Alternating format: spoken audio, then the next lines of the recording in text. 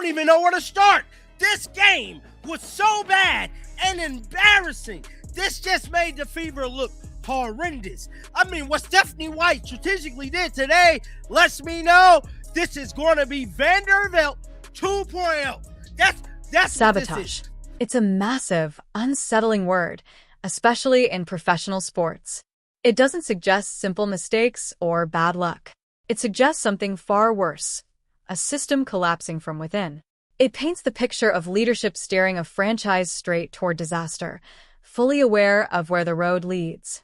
And right now, when you watch the Indiana Fever step on the court, when you truly break down the rotations, the strategies, and the roster built around the most valuable figure women's basketball has ever seen, words like growing pains or rebuild just don't cut it anymore. This feels like sabotage. Because the Indiana Fever have now made WNBA history in the worst way, losing back-to-back home games in overtime despite getting a 32-point explosion from their franchise superstar. Welcome back to WNBA Pro. And let's be clear from the start. The responsibility for the 104-102 overtime loss to the Washington Mystics does not fall on Caitlin Clark. This one lands squarely on head coach Stephanie White. It's time to say it plainly, loudly, and with the numbers to prove it. But before we unpack the coaching disaster, we need to appreciate what Caitlin Clark delivered on the floor, because this performance deserves recognition. She logged 37 minutes and 27 seconds of relentless action while managing a lingering back issue that demands constant adjustment mid-game. Even with that physical challenge, she produced brilliance. Clark went 10 for 28 from the field and drilled 7 of her 17 attempts from deep. Her shot, fully revived. Her rhythm, back in sync. Her confidence, unmistakable. She added 8 assists, pulled down 4 rebounds, and knocked down every single free throw she attempted, finishing 5 for 5 at the line. And when her team was running on fumes, she delivered a jaw-dropping half-court heave that sent the internet into chaos. But here's the stat that tells the real story. The number that screams something is deeply wrong. Caitlin Clark ended the night with a plus 14 plus-minus, in a game her team still lost by 2. City! Oh my God! Oh my goodness! Guys, look at this. Look at this, guys.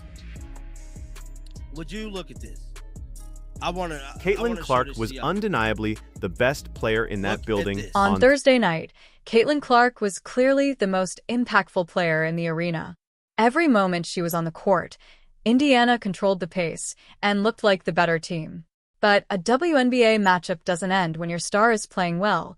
It lasts 40 full minutes and then some. The moment Clark stepped off the floor for a breather, everything unraveled. With no real offensive identity in place when the primary playmaker sits, the Fever began bleeding points almost instantly. This loss wasn't the result of Clark falling short. It was the result of the choices being made around her. And those choices begin with how the veteran talent is being handled or mishandled. Kelsey Mitchell delivered an outstanding scoring night of her own, pouring in 24 points and hitting 4 of 8 from three-point range. But here's the alarming part. She logged 38 minutes and 33 seconds. That workload is shocking when you remember that all offseason we heard about the need to carefully manage her physical condition. Instead, she was pushed to the brink. Between Clark and Mitchell, the two stars combined for 76 minutes of action and produced 56 points. They emptied the tank completely. But asking two exhausted players to carry everything is a losing formula, especially when the bench remains largely unused. And that leads us directly to the decision that may end up defining Stephanie White's tenure in Indianapolis. Did they kick their ass in? Hold on, let's look at Kelsey Mitchell, because I want to see Kelsey Mitchell points. I gotta see this, bro. Because if I'm not mistaken, she did it again. She did it again. Did she do it again? Kelsey Mitchell. We need to have a serious conversation about Shadori Walker-Kimbrough. 3 games into the season, and she has 3 straight coaches' decisions that kept her glued to the bench. Not limited minutes, 0 minutes. Watching in warm-ups. And that's baffling when you remember exactly who she is as a player. During a preseason matchup against the New York Liberty, Walker-Kimbrough came off the bench and dropped 18 points with a plus 12 impact. She looked like the most dynamic scoring option on the second unit. This is a seasoned guard who can generate her own offense, sprint the floor in transition, and operate one-on-one when the game slows down. In other words, she's precisely the type of player who should keep the offense alive while Clark and Mitchell catch their breath. Yet somehow, she hasn't seen the court at all. Meanwhile, Clark is grinding through 37 minutes with a lingering back issue.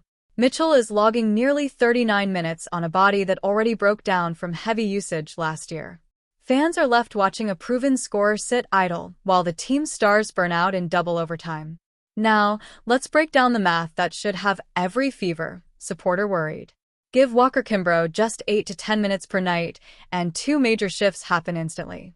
First, Clark's workload drops from 37 minutes to around 30. That means better physical management, fresher legs, and smarter shot selection late in games. Second, Mitchell's minutes fall closer to 32, boosting her efficiency and maybe, just maybe, allowing her to contribute playmaking instead of ending a 38-minute outing with 0 assists, because she's forced into non-stop isolation scoring. Those 8 to 10 bench minutes could easily turn 2 overtime heartbreaks into comfortable wins. That isn't speculation. That's simple basketball logic. This channel has been shouting this since opening night, yet the rotation choices remain unchanged. Instead, we keep seeing lineup decisions that defy strategy, which is exactly how a 13-point lead slipped away in this game. When the pressure rises, the plan disappears.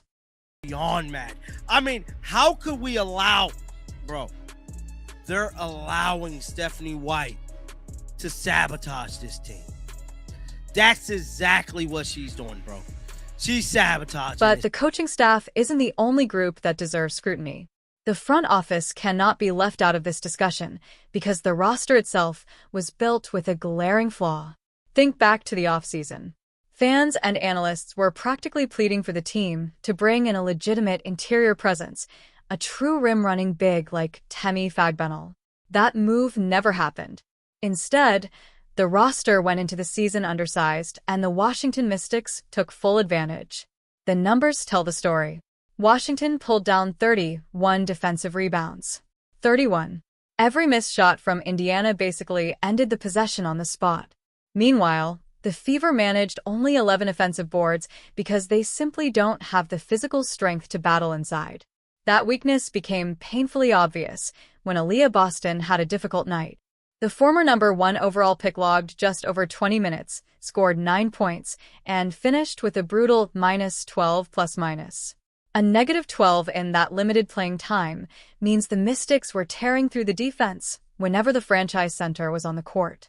Whether she's still working back from a lower leg injury or the system is failing to put her in positions to succeed, a stat line like that from an all-WNBA caliber center should set off alarms, and the coaching staff hasn't found a solution. And the situation didn't stop there. Raven Johnson, drafted to be a perimeter defensive stopper, saw just over 4 minutes of action and ended with a -10 rating. -10 in barely 4 minutes. The defense fell apart the moment she entered the game. All signs point to something fundamentally off in the way these rotational players are being used. My goodness, the Indiana Fever was only able to get 18 defensive rebounds and only 11 offensive rebounds. It was the rebounds. They don't have a certified... Here's the reality of the situation. The Indiana Fever sit at 1-2 after dropping consecutive overtime games on their home floor. Their franchise point guard is delivering 32-point showcases and launching jaw-dropping half-court shots, yet the losses keep piling up. Their veteran scorer is grinding through nearly 38 exhausting minutes a night with nothing to show for it. The most reliable scoring option off the bench hasn't stepped on the court once this season. The cornerstone center is finishing games deep in the negative, and the same costly coaching choices keep repeating themselves night after night. This isn't a streak of bad luck. This is a coaching problem. And the fanbase has reached its breaking point. Stephanie White now has 3 days before the next tip-off. 3 days to create a rotation that doesn't force Caitlin Clark and Kelsey Mitchell to shoulder 76 combined minutes. 3 days to fix the rebounding issues that keep haunting this team. 3 days to show the fans there is a clear plan moving forward. Because right now, The only thing separating the Indiana Fever from legitimate contender status is what's happening on the sideline. The stars are producing. The effort is undeniable. The talent exists. But the system is letting them down, and we're going to keep calling it out every single game until something changes. This is WNBA Pro. If you want a channel that demands accountability when the stars show up and the strategy falls short, hit that subscribe button right now. Share your boldest opinion in the comments. Is the biggest issue the coaching staff or the front office that built this roster? Turn on notifications because the Fever cannot afford another loss, and the real drama is just beginning. We'll see you in the next one.